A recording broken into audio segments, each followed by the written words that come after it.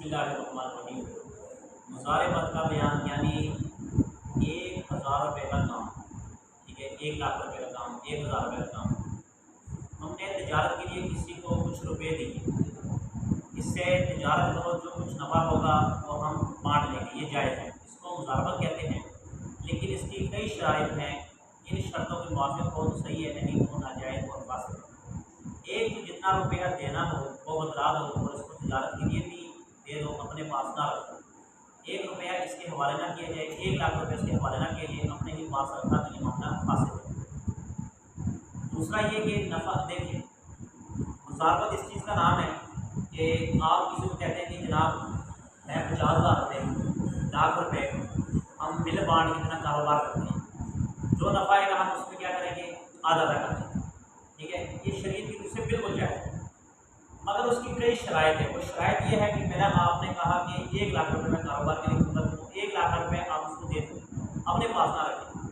ظاہر بات ہے کہ اپنے کاروبار شروع کریں تو پیسے کیا کریں، دے دیں، ٹھیک ہے، رکھے نا، وہ دے دیں اس کو، اور دے کر وہ کاروبار شروع کیا جائے، ایمانداری کے ساتھ اس کاروبار کو دونوں چلائیں، نہ یہ بےایمانی کرے نہ یہ بےایمانی کرے، دونوں ایمانداری کے ساتھ اللہ کو خاصا خاصا جان کر یہ کاروبار کریں۔ دوسرا یہ ہے کہ نفع بانٹنے کی صورت طے کرنا۔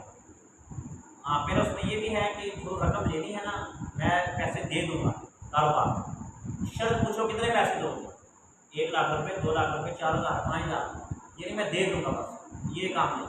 شریعت کہتی ہے کہ پوچھو کتنے پیسے ہیں، پھر اس کے بعد اس سے پہلے کاروبار کیا جب تک وہ بتلائے۔ دوسرا یہ کہ نفع بانٹنے کی صورت طے کرو اور بتلا دو کہ تمہیں کتنا ملے گا اور اس کو کتنا۔ اگر یہ بات دینے بھی بس اتنا ہی کہا کہ نفع ہم لوگ بانٹ لیں گے تو یہ فاسد ہے۔ دیکھیں نفع بانٹو، مثال کے طور پر بات طے کرو کہ یہ کاروبار پہ ہم جو پیسہ لگا رہے ہیں اس سے جتنی آمدن آئے گی اس میں آپ کا کتنا حصہ، میرا کتنا حصہ۔ مثال کے طور پر ہمیں 1 ماہ بعد بچت ہوئی 1,00,000 روپے، اس میں آپ کو دوں گا 40,000 روپے، خود رکھوں گا میں 60,000 روپے، بالکل ٹھیک ہے، گناہ کوئی نہیں ہے، مگر کیا ہے کہ پہلے طے کرو، بعد میں لڑائیاں پڑ جاتی، بعد میں جھگڑے پڑ جاتے، دل ٹوٹ جاتے ہیں، اس لیے کہتے ہیں کہ یہ نہیں وہ یار کر لیں گے، یہ کرنے کے والے بات ٹھیک نہیں، یہ غلط ہے، پہلے دن متعین کرو۔ تیسری شرط یہ ہے کہ نفع تقسیم کرنے کو اس طرح نہ طے کرو کہ جس قدر نفع ہو اس میں سے 10 روپے ہمارے باقی تمہارے، یا 10 روپے تمہارے باقی ہمارے، ہر جگہ کچھ خاص رقم مقرر نہ کرو کہ اتنی ہماری ہے اتنی تمہاری، بلکہ یوں طے کرو کہ آدھا ہمارا آدھا تمہارا، یا ایک حصہ اس کا، 2 حصے اس کے، یا ایک حصہ ایک کا باقی 3 حصے دوسرے کے۔ عرضے کے نفع کو تقسیم حصوں کے اعتبار سے کرنا چاہیے، نہیں تو معاملہ فاسد ہو جائے گا۔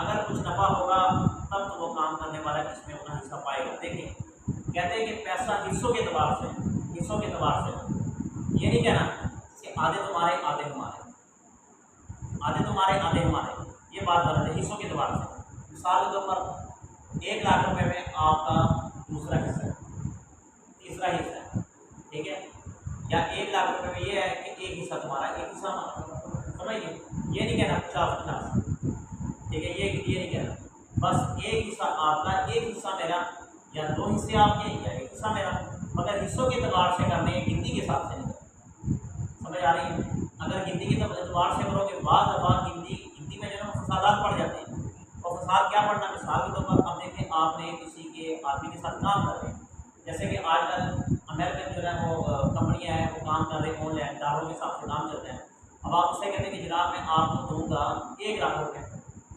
اب وہ ڈالر آئے 1,00,000 روپے آپ اس کو پاکستانی دے رہے ہیں، مگر لے آپ ڈالروں کے حساب سے رہتے ہیں، یہاں پہ حساب پڑنا کہ نہیں پڑنا، آپ حصہ پہلے متعین کرو، حصہ متعین کرو کہ جو کاروبار ہم شروع کر رہے ہیں اس میں 2 حصے آپ کے، ایک حصہ میرا، 2 حصے میرے، یا ایک حصہ آپ کا، حصوں کے اعتبار سے کریں۔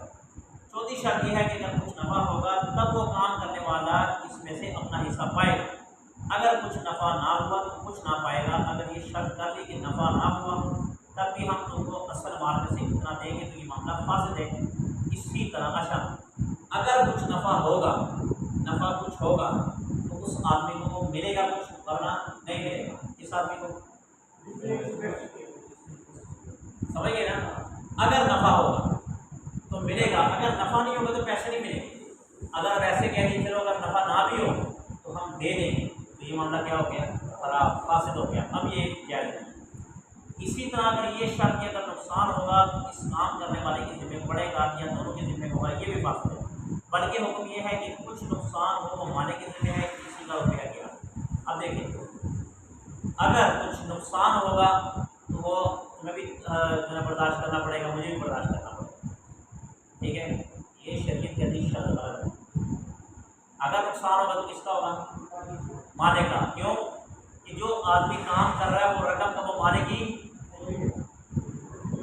नहीं है। जो आदमी काम कर रहा है उसके लिए वो रकम का मालिक थोड़ी है। रकम का मालिक कौन है? इसने पैसे दिए। जिसने पैसे दिए। हमारे अक्सर पेशतर जितने भी काम करने वाले दुकानदार इन्वेस्टर बैठे हुए हैं सारे शरीयत के खिलाफ काम कर रहे हैं, कुछ लोगों को निकाल दिया। अब आप ये मसला जाके यहाँ से शुरू हो जाए और आगे तक चले जाए, इससे पूछ रहे कि आप उस आदमी से पूछे कि जो पार्टनर है, उसको कहते हैं पार्टनर, ठीक है, जो पार्टनरशिप एक दूसरे के साथ काम करते हैं, उनको आया ये पता। और आपको पता है कहते हैं नुकसान साझा होगा, नुकसान दोनों का बराबर होगा। अगर 1 लाख रुपये का नुकसान हो गया तो उसमें आप मेरे भी हिस्सेदार है। भाई नहीं, हिस्सेदार मैं नहीं हूँ, क्योंकि इस रकम का मैं मालिक ही नहीं हूँ। समझ गए ना? मालिक कौन है? वो। मैं तो उसके हुक्म के मुताबिक करूँ, मैं तो नौकर हूँ। समझ आ रही? इसलिए कहा अगर नफ़ा होगा तो पैसे मिलेंगे, समझिए। अगर नफ़ा नहीं होगा तो काम पैसे नहीं मिलेंगे। और ये हुक्म इसके लिए जो काम करने वाला उसकी बात हो रही है कि अगर नफ़ा नहीं होगा तो उसको पैसे। समझ आ रही कि नहीं आ रही?